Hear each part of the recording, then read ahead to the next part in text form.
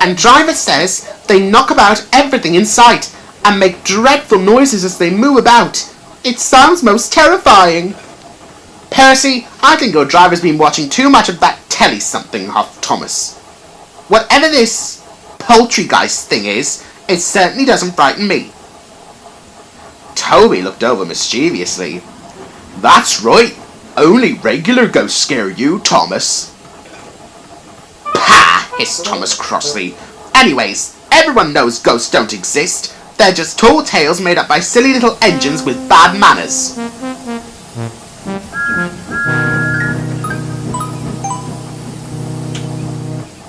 Unfortunately, Percy's talk of poltergeists meant that word about his ghost train joke went around again, much to Thomas's annoyance.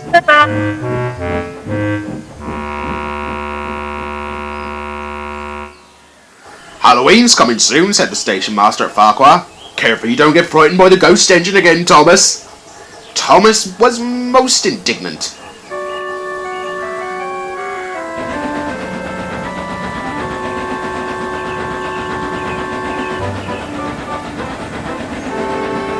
This Bronshine has a penchant for telling the most unamusing jokes, he fussed at Percy that afternoon. Your ghost train trick wasn't funny the first time, and it certainly isn't funny now. Well, it's not like you could do any better, retorted Percy smugly. You're too stupid to think of anything clever.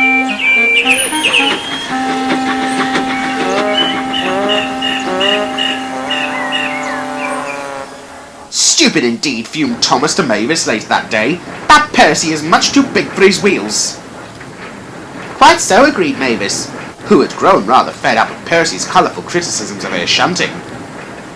Perhaps we should teach him a lesson.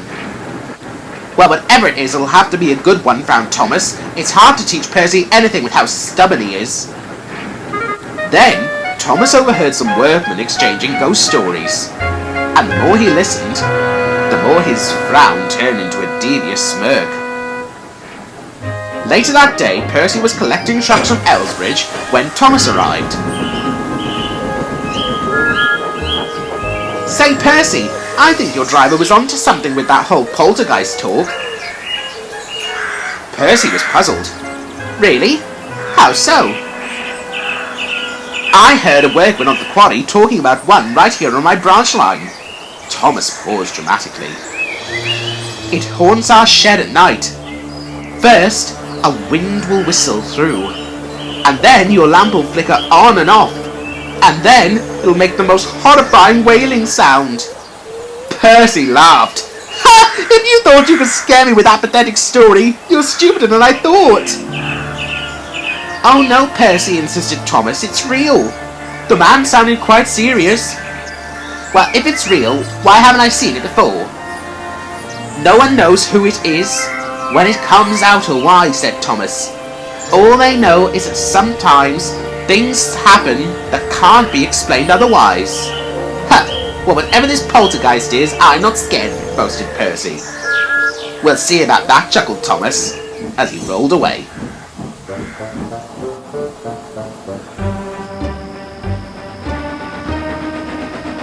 Percy puffed along the silent rails with his trainload of trucks.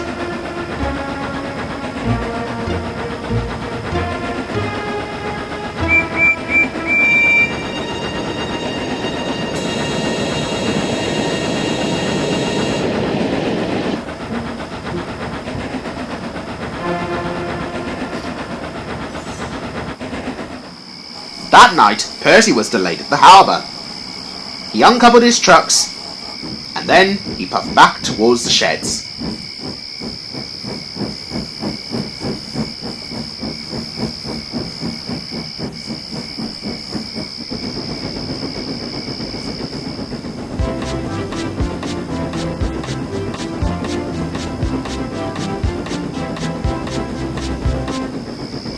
When he arrived back at the sheds, the other engines were still busy, and he was all alone.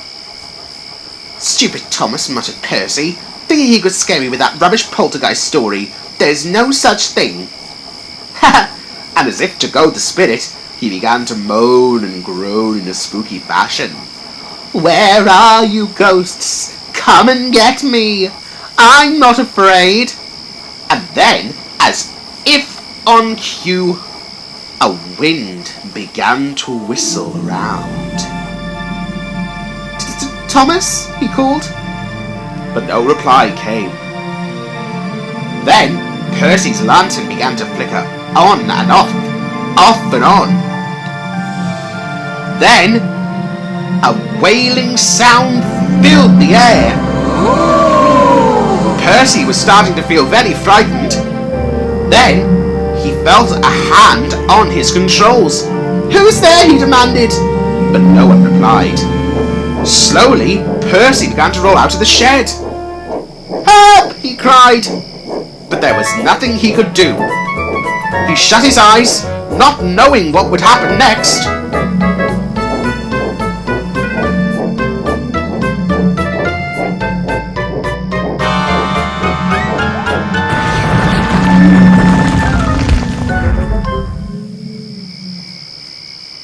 Then, everything went quiet. The wind stopped whistling, his lantern stopped flickering, and no hand was resting on Percy's controls. Percy was safe at last. At that moment, Thomas and Mavis arrived. "Percy! What happened?" asked Thomas.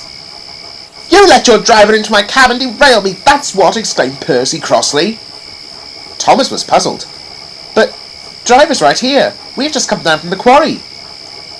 "Then who is at my controls?" Percy trailed off. A horrified look of realization was on his face. "What's wrong, Percy?" asked Mavis.